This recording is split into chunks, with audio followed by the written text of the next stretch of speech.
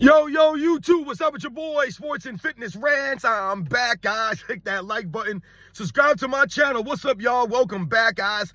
Welcome back, man. Got another great video for you guys today, as usual, man. You guys know the deal on this channel. It's all about setting the record straight, stopping the lies, stopping the narratives, stopping them from rewriting history. And in this video, guys, we're going to talk about the Los Angeles Lakers, LeBron James coming back after a week off, a week away from the team, taking his little rest in between in the middle of the season. He comes back, the Lakers win, LeBron James gets carried by Anthony Davis. This is what I was telling you guys about the beginning of the season.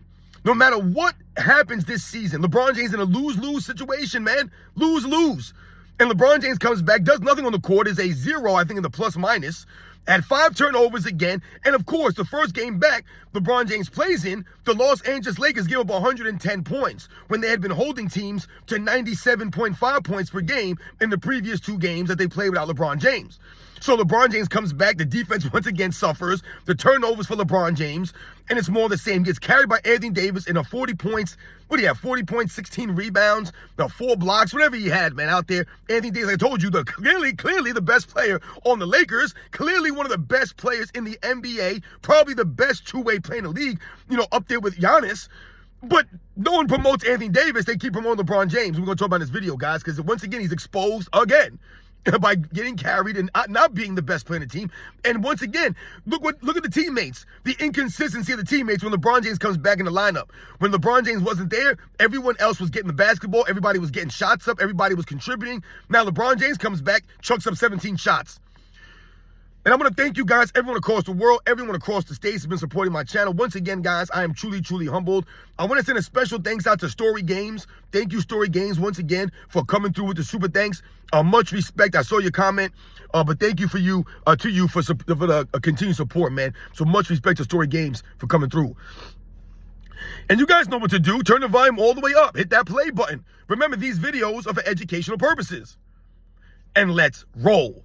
So, yes, guys, like I said, man, we wanted to talk briefly about LeBron James and the Los Angeles Lakers last night. And I've told you guys from the beginning of the season, if they're going to promote LeBron James as the best player in the Lakers, if they're going to promote LeBron James as a top 10 player in the NBA, if they're going to continue to do these things, then we're going to continue to talk about LeBron James being carried. Because he's being carried out there. He's not leading the Lakers anywhere on the court. He's not leading them off the court or on the court. And last night was more the same. I've told you guys from the start, as long as Anthony Davis is in the lineup and he's playing his game, the Lakers will be competitive regardless of LeBron James in the lineup or not. I've told you guys, they're winning despite him. Their record is what it is, despite LeBron James being a negative 115 or whatever the hell he is on the season. Remember that. I've told you, if LeBron James goes down, which we saw him leave or go out for a couple of games, I said what? The Lakers would still be competitive without LeBron James. And they were competitive without LeBron James. They went 1-1 without LeBron James in the lineup. And in both of those games, like I told you guys, they held their opponent under 100 points. They've only held their opponent under 100 points 3 times this season. And 2 of those came without LeBron James on the court. And LeBron James comes back last night, and it's more the same when he comes back. He's turning the ball over. He's not playing any defense out there. The Lakers give up 110 points. So right there, you could tell the Lakers defense is not as potent or as consistent with LeBron James on the court. They give up more points when he's there as opposed to when he's not there. The turnovers from LeBron James, once again, leads the team in turnovers with 5 turnovers because on the season, he's averaging 4 turnovers a game. So this man's literally turned the ball over 4 times a game on average. He had 5 turnovers again last night. And this is the problem for LeBron James. You're in year 22, and you're still turning the ball over at a high level. This doesn't make any sense to me. Once again, you're not working on your game. Can't dribble the basketball. No ball handling ability from LeBron James. He's still goofing it up out there, stumbling and bumbling around the court. And last night was more the same. So the Lakers win despite LeBron James' 5 turnovers, his 0 plus minus. But Anthony Davis again leads them in the plus minus, leads them on the court, scores 40 points again. Again. I believe this is his second 40-point game of the season. I mean, my goodness, man. I don't remember Michael Jordan having this kind of help on the Wizards at the age of 40 years old. He didn't have anybody dropping 40 regularly like this. 30-plus points every single night, essentially, from Anthony Davis. Michael Jordan didn't have no help like this on the Wizards. But LeBron James out here crying and moaning, complaining about this, complaining about that. You still have people on ESPN talking about, does LeBron James have enough left to carry this team? Does he have enough left? What the hell are you guys talking about? He's been being carried all season. LeBron James is literally being carried by the Lakers. This man was out there for, 38 minutes last night? Once again, J.J. Redick. Lack of awareness from J.J. Redick, a lack of IQ from J.J. Redick. You have LeBron James out there for 35-plus minutes. Once again, why? Why is LeBron James out there for 35-plus minutes, guys? Can anyone explain to me? Is there a good, valid reason to have LeBron James out there all those minutes? No, because once again, his plus-minus was 0, which means he had 0 impact on the game. He had 5 turnovers during that time on the court. I also believe he has, 1 for 4 from the free throw line? I mean, the man can't make free throws, but he chucked up 6 threes, and good for him, he made 3. Once again, the sun will shine on LeBron James when he's out there chucking up those shots that no one contests. There's no one guarding him out there, and he's breaking up free throws again with regularity because this is what LeBron James does, which exposes his ability to shoot. When people talk, oh, LeBron James can shoot, LeBron James can do this. He can't shoot. The man can't shoot. Those are the facts. He has not worked on his jump shot. Those are the cold, hard facts right there. But LeBron James still managed to chuck up 17 shots last night. 17 shots. So more the same for LeBron James and the Lakers. LeBron James comes back into the lineup after having, 10 days off or whatever amount of time that he had off. It was more than just the 2 games. The man was off for days because the Lakers only had 1 game in like a 10-day stretch or 2 games in 10 days or whatever the hell it was. So LeBron James used that, lull in the schedule to step away from the team, recharge his batteries, go pump himself up with some more chemicals, do whatever he had to do. And then he comes back last night and does nothing. Comes back last night, and then they'll say, oh, LeBron James returns to help the Lakers. He returns to help the Lakers? No, he got carried by Anthony Davis, man, and Austin Reeves, and guys like, what's this guy, Max Christie, who's out there playing defense on John Morant last night. LeBron James ain't playing defense. LeBron James out there being covered up. Everything that he does is got to be covered up by his teammates. So Hashimura has to cover for him.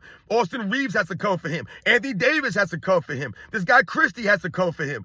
Right? Dalton Connect, D'Angelo Russell, all these other players on the team, you see how, once again, they seem to be inconsistent when LeBron James comes back. And why they're inconsistent? Because all of a sudden, you're not getting any shots now.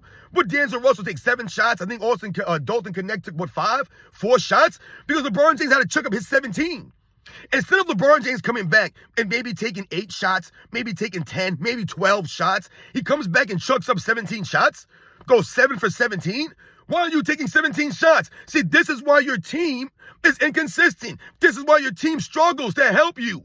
Because you're out there shot chucking. There's no reason for LeBron James at this point in time in his career, who's not giving any effort on the defensive end, who's turned the ball over this high. There's no reason for him to be on the court more than 20, 25 minutes a game. I've told you guys this. And there's no reason for this man to be taking all these shots. LeBron James, once again, needs to take a back seat. But he won't do it. He won't take a back seat. This is the first season that Anthony Davis is leading the Lakers in field goal attempts, right? I've told you this, guys. The first season. But every single game, LeBron James is still chucking up almost the same amount of shots. Anthony Davis, I think, is taking 1 more shot on average than LeBron James. Anthony Davis should be taking 4 or 5 more shots on average than LeBron James every single night. But LeBron James must toss up and chuck up his 17 shots. He can't walk away from the stats. So he's took 17 shots, guys, to score 18 points. Is anybody impressed with this? I'm not impressed. You scored 18 points on 17 shots. Once again, you missed 3 free throws, 1 of 4, I believe he was, from the free throw line. What's that? Did anybody know what percentage that is? 25%. 25% from the free throw line for LeBron James, man. This is more the same for him. The sloppy play, the 5 turnovers. You come back from your rest, you recharge your batteries, you come back out there, and you have 5 turnovers? And is anybody impressed with the NBA this season? I'm not impressed with these teams. You beat the Memphis Grizzlies, once again, at home. You're at home. The Lakers, right, or better, at home. LeBron James came back for the home game, right? He didn't go and play on the road, right? He skipped out on the road game, but he come back for the home game in L.A. This is LeBron James, once again, manipulating the schedule, manipulating the season, load managing on the team. It's an absolute joke, but they're out here promoting LeBron James, right, as LeBron James comes back and helps the Lakers win. He didn't come back and help the Lakers. He came back and got carried. That's what happened, and that's what's going to continue to happen this season. I've been on the money with this stuff, and you guys know that. He continues to be carried by Anthony Davis and the rest of his teammates. J.J. Redick continues to expose himself as not being a really great coach or not really having any awareness of what's going on in the court. Like, you're literally watching the game, but you're not watching it. Because how can we see what's going on? How can we see as fans what LeBron James is not doing out there? But he's still out of out there for 35, 38 minutes every single night. You still allow him to go out there and chuck up all these shots. Where's the coaching from J.J. Redick? Where's J.J. Redick to pull LeBron James and put him on the bench? Because like I told you, they're winning despite him. They're not a formidable team or a great team with or without LeBron James. But I've told you guys, they're going to win despite him. And if he's not there, they're going to be more competitive. When LeBron James is out there, as you can see, their defense suffers mightily. Once again, they were playing defense better with LeBron James on the court. They were a better team defense without LeBron James. You can clearly see that. Right? More cohesion, more guys moving around, more guys making rotations, more guys awake. If you're playing 4 and 5 all the time, how great are you going to be team defensively if you're not getting back on D? And it's more the same for LeBron James, not getting back on D. So the Lakers are always a bad transition team. LeBron James can't rebound and save his life. So the Lakers are one of the worst rebounding teams. So without Anthony Davis out there on the court, rebound the ball, what do the Lakers have to do? They have no rebounders out there. So Anthony Davis has to carry them on the rebounds, and he has to carry them on the offensive end. Everybody should be feeding off Anthony Davis. But once again, LeBron James taking 17 shots to score 18 points. He's going to chuck them shots up, and he'll hope to reach his point totals. That's all it is for him. The 8 assists, good for him. 5 turnovers, though, dude. So once again, for every assist LeBron James has, he basically essentially turns the ball over. This is what I've been telling you guys for the past couple of seasons now. It's not impressive about LeBron James' assists. And once again, like my man AOH pointed out in his video, LeBron James' assists are counted in a manner which no one else is getting a counted assist for. So if Michael Jordan was getting assists counted this way, he'd have way more assists. If Magic Johnson was getting assists counted this way, how many assists would Magic Johnson have? Or Jason Kidd, or Steve Nash, or Mark Jackson, right? Or any of these guys. How many assists would Kevin Johnson have if they counted assists this way? So with all the assists that they count for LeBron James that are not really assists, let's flip it over to the other side and think about the turnovers. They don't count the turnovers for LeBron James. So he can travel, he can carry the ball, right? He can abuse his off arm to offensive foul guys, and they won't call any of those turnovers. They won't call those fouls, so which would account for turnovers. So if you think about it, his turnovers are not really what they should be. They should be much more higher. He has, over 5,000 turnovers? He should probably be well over 6,000 turnovers. So if you think about it that way, then that takes away from his assists. His assists are inflated, but his turnovers are not. You see what I'm saying, guys? So in reality, he probably only has about 9,000 assists, maybe, but he probably has about 6,000 or 7,000 turnovers if you really officiate him the right way. So, like I said, a 1-to-1, basically a 1-to-1 assist to turnover ratio. Not impressive. He's up there with Russell Westbrook and James Harden as far as assist to turnover ratios. Not impressed at all. That's why I tell you, LeBron James' passing is overrated. It's much more overhyped and overblown. So you guys know the deal, man. I'm not going to go too long on this one. LeBron James carried by Anthony Davis. Again, 40 points, I believe 16 rebounds for Anthony Davis, playing the defense, playing both sides of the ball, being there as the guy. Clearly the best player on the Lakers. Clearly, guys. So once again, where's Kenny the Jet Smith out to issue a public apology to Anthony Davis and to basically expose himself and basically say, look, guys, I sound like an idiot. I was a fool for saying what I said at the beginning of the season. There's no way LeBron James is the second best player in the NBA still. There's no way. This man's taking 17 shots to score 18 points. He's load managing. He's not getting back on defense. He's not being a leader. He's not doing anything. He's still turning the ball over at a high level, still breaking up free throws. The Lakers are still a mediocre team.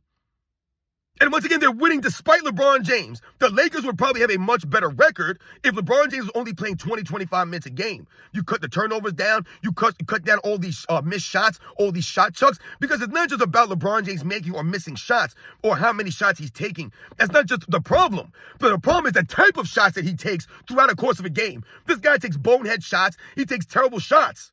Terrible shots. He just come down the court and just chuck up a three. Like, who the hell do you think you are, dude? LeBron James will always heat check himself. You ain't that guy. You can't shoot, but he's always shooting these shots. And that's a problem for the Lakers. That's a problem for LeBron James teams. That's why they're inconsistent. That's why the guys like Max Christie and D'Angelo Russell and Austin Reeves and Cam Reddish and Rui Hachimura and Dalton Connect, that's why all their main guys can't be consistently there. They never know how many shots they're getting consistently. One game they get 12, the next game they get 4. Because LeBron James got to come back and chuck his shots up. Instead of really trying to incorporate the teammates, instead of really trying to play defense, get back, hustle, make the rotations, lead the team, he's not gonna do that. He's going to go out there and chuck up some shots. He's going to give effort every once in a while. So like, oh, LeBron James came out the game with the energy. The dude was off for 2 weeks. He should have energy. They give LeBron James all this hype and celebrate him for the beginning of the game. Oh, LeBron James came out with a dunk. Then he had a chase down block all in the first couple of minutes. He came out with the energy. The dude has not played in weeks, in days. Why would he not have the energy? And then they're still going to try to play off the sore foot thing? We're still playing off the sore foot. I'm going to do a different video on that one, though, guys. But you guys know the deal on this channel, man. I've been 100% on the money. You guys know I've been 100% on the money with this whole thing coming into the season. Clearly, Anthony Davis is clearly the best player in the Lakers by a mile. And I told you guys, you can argue LeBron James is not the second best player in the Lakers. You can argue that. You can argue Rui Hachimura has been the second best player in the Lakers throughout the entire season. He's been the most consistent player in the Lakers. So why would LeBron James be the second best player in the Lakers? He's not as consistent as Hachimura's been. Don't talk to me about the numbers. It's about the consistency and the effort, the level that you give out there. So I don't know if Kanan just can have LeBron James ranked number 2 in the NBA when he's probably not even arguably the second best player on his own team. And he load managed on the Lakers for the last 10 days or whatever he's been out.